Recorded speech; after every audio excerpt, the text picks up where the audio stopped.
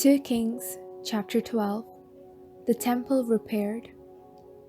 In the 7th year of Jehoash began to reign.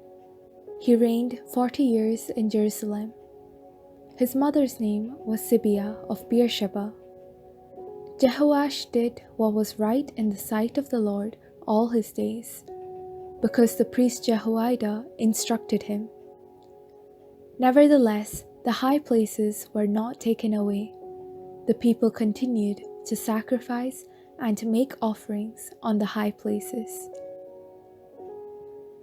Jehoash said to the priests, "All the money offered as sacred donations that is brought into the house of the Lord, the money for which each person is assessed, the money from the assessment of persons, and the money from the voluntary offerings brought into the house of the Lord, let the priests receive from each of the donors, and let them repair the house wherever any need of repairs is discovered."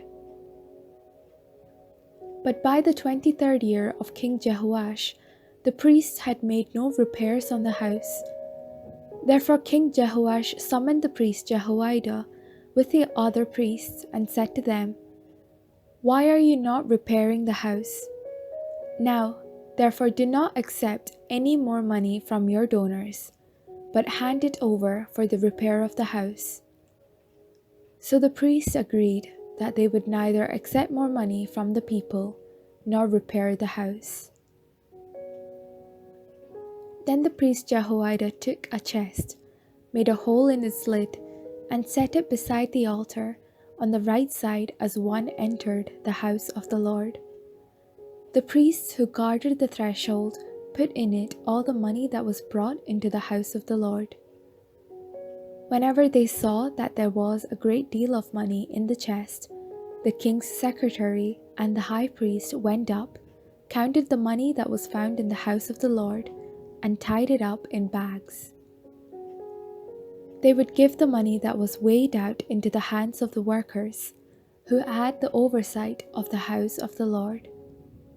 Then they paid it out to the carpenters and the builders who worked on the house of the Lord, to the masons and to the stone cutters, as well as to buy timber and quarried stone for making repairs on the house of the Lord, as well as for any outlay for repairs of the house.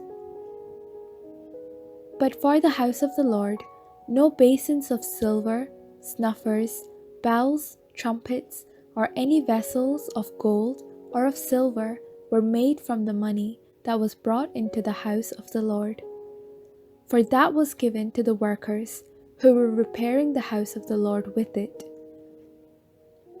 They did not ask an accounting from those into whose hands they delivered the money to pay out to the workers, for they dealt honestly. The money from the guilt offerings and the money from the sin offerings was not brought into the house of the Lord. It belonged to the priests. Hazael threatens Jerusalem.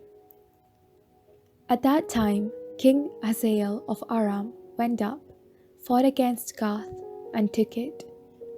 But when Hazael set his face to go up against Jerusalem, King Jehoash of Judah took all the votive gifts that Jehoshaphat, Jehoram, and Ahaziah, his ancestors, the kings of Judah, had dedicated, as well as his own votive gifts, all the gold that was found in the treasuries of the house of the Lord and of the king's house, and sent these to King Hazael of Aram.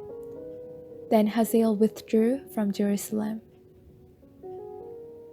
Death of Joash. Now the rest of the acts of Joash, and all that he did, are they not written in the book of the annals of the kings of Judah? His servants arose, devised a conspiracy, and killed Joash in the house of Millo, on the way that goes down to Silla. It was Josakhar, son of Shimeath, and Jehosabad, son of Shomer, his servants, who struck him down, so that he died. He was buried with his ancestors in the city of David. Then his son Amaziah succeeded him. This is the word of the Lord.